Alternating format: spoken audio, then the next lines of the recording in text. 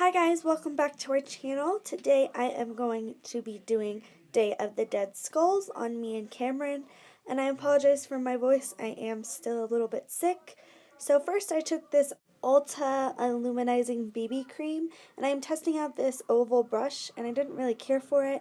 Let me know down below if you have a good oval brush. Then I'm taking the Erase Paste by Benefit. It's a concealer, but I'm using it as an eyeshadow base. It will just help my pigments to stick to my eyelid better.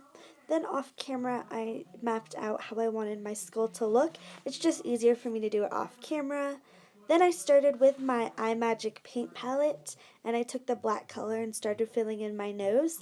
I will do a whole video on this palette because I absolutely love it, and it's a dupe for something that is rather expensive. So here I am just filling in the nose completely. It's such a creamy face paint and I absolutely love it.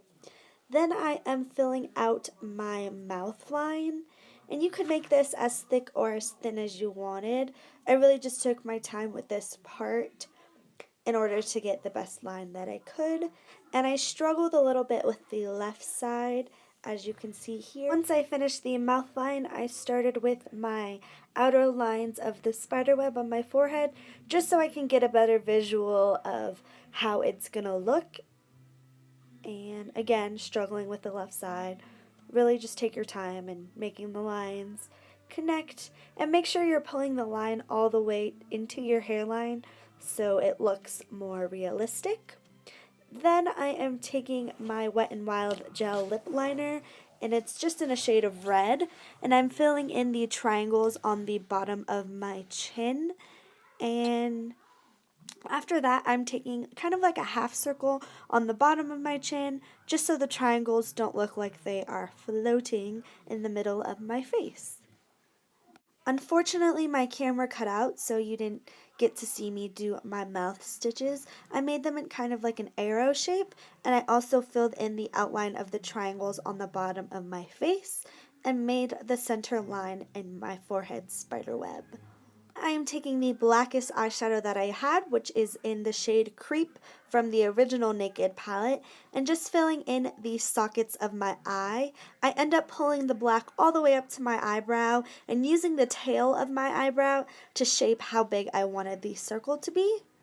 I liked this color in contrast with the face paint black that I had. It was more of like a metallic-y and had some shimmers in it and made the eyes look a little bit more scary. Then I am taking this Wet n Wild blush and just filling in the inside of my spider web just to kind of give me a base color. My main color that I will be using is red. And then I'm just filling out the rest of my spider web lines. I am making 5 lines in total. Once all my lines were in, I kind of made like a half circle to connect the main lines to make the web part of my spider web. And just kind of take your time on this part as well. I really focused on the 2 middle ones and making sure they looked the best as opposed to the 2 outer ones, because you're just going to be mainly looking at the 2 middle ones. So then I took my red face paint and put that on the top of all of my little squares just to kind of give me some shadow and contrast. That's why I used the pink to kind of make it look like a gradual shadow.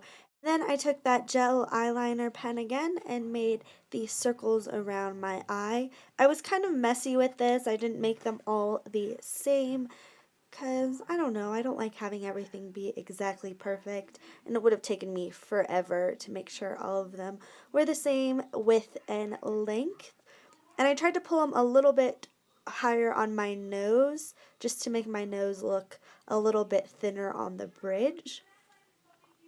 Then took a blue face paint crayon and just put dots in the middle of all of those circles I had made, just to kind of give it a little bit more dimension and add a little contrast instead of all the dark red and black all over my face.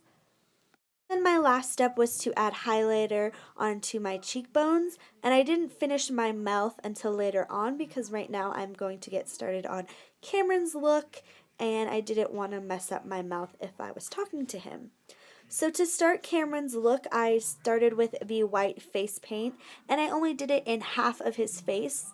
I know most of the Day of the Dead skulls have all white on the face, but I did half of his face only to cover up his beard and give a little bit of the traditional look. I used that same iMagic palette for all of his face. I made him look like Spider-Man, as he said, on the top of his forehead, added some squiggle lines, and filled in his nose.